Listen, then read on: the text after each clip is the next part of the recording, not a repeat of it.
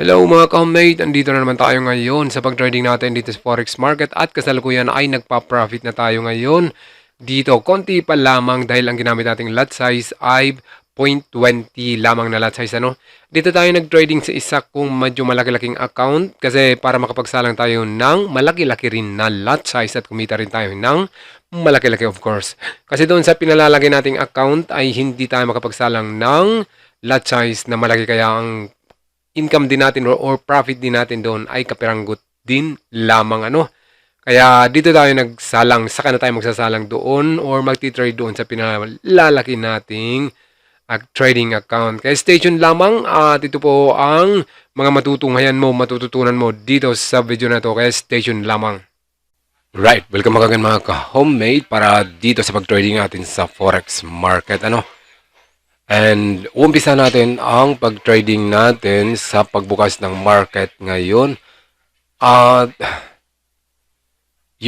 JPY ang nakikita kong merong magandang opportunity for trade entry. Pero nandito tayo sa day 1 dahil umpisa natin sa pag-analyze ang market dito sa day 1. Okay, so ang portion na to ay ang double bottom natin. Nung nag-touch siya dito, ay umangat ang market. Right? Umangat ang market. Ngayon, ang naantabayanan natin dito, ito ang resistance kay level at ito ang major resistance. Okay. Ngayon,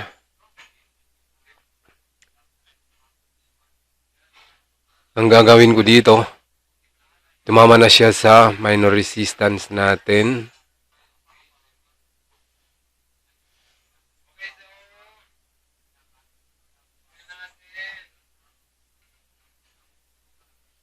Sundan nyo lang ako kung anong ginagawa ko.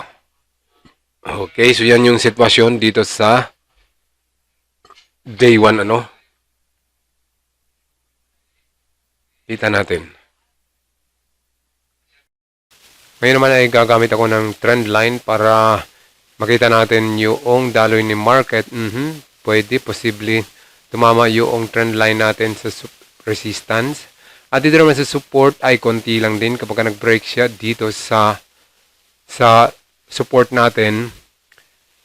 Sa support natin na rectangle ay posibleng pumunta siya sa trend line support natin at babalik ito sa taas since uptrending naman ang buong daloy ng market nitong tinitrade natin. Nag-touch siya dito sa minor resistance, bumaba ang market, and then big possibility nito ay dito sa portion na to, aangat ulit ito. Pupunta ulit dito sa taas para sa resistance. Saka ito ngayon, bababa. Okay. So, ang gagawin ko dito, waiting tayo for sell entry. Right? So, ang gagawin ko ngayon ay magsalang na muna ako ng isa dyan sa area na to, itong target pullback natin. Tanggalin natin to. Sasalang ako ng isang sell. At kapag umangat siya dito, kasi big possibility nito, iaangat pa siya. At kapag umangat siya, magsasalang ulit tayo. So yan yung mga plano natin, Saka na magsasalang kapag umangat siya kasi baka mag-break siya. Baka mag-break siya sa portion na ito. Baka mag-break siya dyan at tumuloy na siya pataas. Kasi hindi naman talaga natin ma-predict ng 100% ang magiging daloy ng market. So, kapag pumunta na siya dito sa portion na to at nag-pullback na siya, saka magsasalang ng panibagong sell entry. Okay? So, as of now, post lang muna tayo. Balik tayo later. Tanggalin natin tong lahat. Pumunta tayo dito sa 15 minutes, merong isang malambot dito na support key level. Tingnan natin dito sa isang support key level na to kung ito ba ay magbabounce. Tingnan natin dyan kung pagdating dito sa portion na to, pupunta siya dyan and then aangat ulit. At saka babalik siya. Dito yan sa 15 minutes. Pero kapag ka nag-break niya naman itong ay didiretso na ito doon sa baba para doon sa H1 natin at saka H4.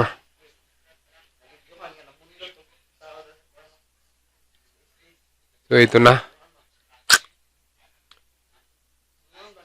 Masyadong malalim ang para sa day 1 kaya pumunta tayo dito sa tingnan lang natin. So ito yung mga target pullback natin. Success, meron na tayong $5. Meron na tayong 250 ano. So ngayon ang gagawin ko ay pause lang muna tayo, balik tayo later para hindi ganun humaba ang video natin. Alright, kagaya ng sinabi ko kanina dito sa malambot na minor support para dito sa M15 ay ito. Bumalik na siya. Tanggalin natin to. Ilipat natin dito. Meron na tayong $12. Kapag na-break niya ito. Kapag na-break niya ang portion na to. Didiretso dito yan. And then kapag na-break niya naman ang portion na to ay saka ito pupunta dito sa area na to. Area of support na to. Kailangan lang muna ma-break ang key level na ito. Dito sa portion na ito. So ang gagawin natin ay kunin na muna natin. Okay, kunin na muna natin. Meron na tayong 11. Kunin natin.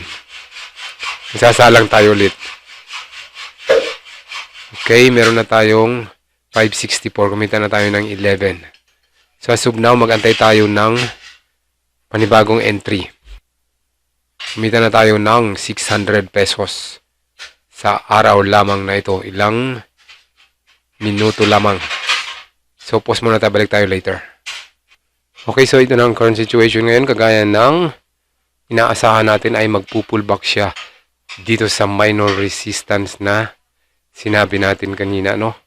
At ito na nga, nag-pullback na siya. Balik ulit natin dito. At ang gagawin natin ay mag-i-entry tayo dito sa portion na to. Mga dito sa area na to.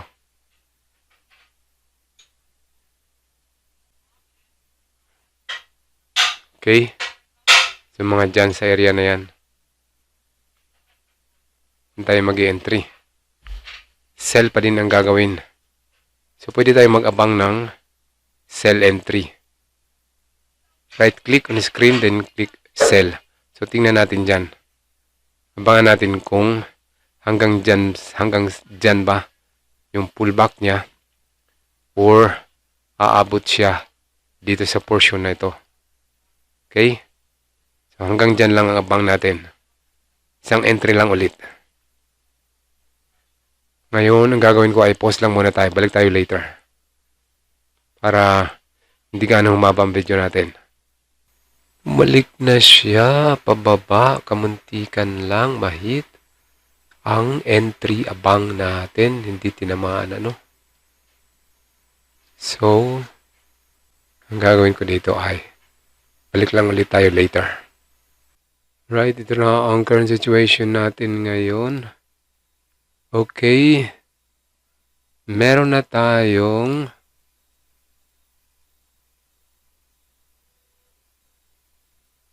$14 as of now.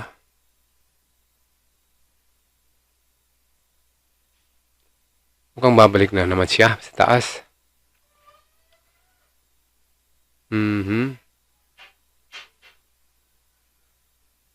Ilalagay ako dito ng break even na lamang para dito sa ano na to, stop loss.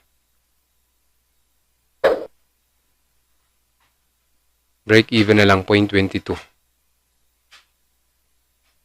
Uy, tinamaan. Okay. Tinamaan. Meron na tayong 564.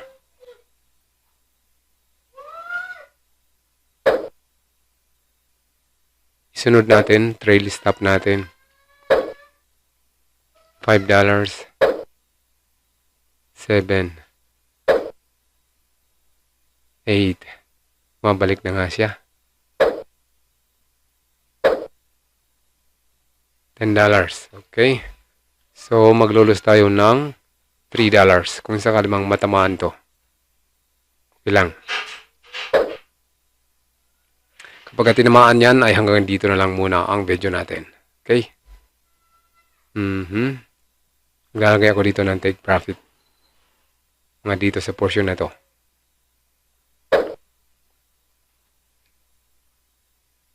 So, ang gagawin ko, bababad ko ang trade na to. Tingnan natin kung may hit ba itong trail stop natin or ito. Toing, toing, toing. May hit ata yung trail stop natin. Hindi ko iusog. Yun, nadali. Alright, medyo mahaba-haba na ang video natin. Meron na tayong 21 na kinita sa araw na to. Kaya meron na tayong 574 na big possibility nito ay aabot pa ito dito sa portion na ito. Pero ganun pa man, of course, titingnan din natin papansinin din natin ang support kay level na to. Bago siya, kapag ni-break niya ang support area na to, saka ito pupunta dito sa support kay level sa M15. Okay, pero masyado nang mahaba ang video natin, kaya hanggang dito na lang muna ang video natin, guys. At success po ang pag-analyze natin. Although, umabot pa talaga siya doon sa resistance area bago ito bumalik. Pero ganun pa man, okay lang yan. Dahil ganun naman talaga ang tawag dito, ang pag-trading. Ang ginawa ko dito ay yung stop loss ko ay inangat ko siya going up here dito sa major resistance dito sa portion na to. Then ko ilinagay. Okay? Kailangan natin maglagay i-observe natin lagi ang risk management para hindi tayo matalo ng malaki. Okay? So hanggang dito lang muna, guys. Kumita tayo ng $21 ngayon. Ibig sabihin, kumita tayo ng 1,000 pesos. Sulit na sulit. Okay? So hanggang dito lang muna. I hope na nakatulong po sa inyo yung video na to. At kung sakali naman useful, ay pakilike po ang video na to. Good luck po sa inyo lahat and thank you for watching.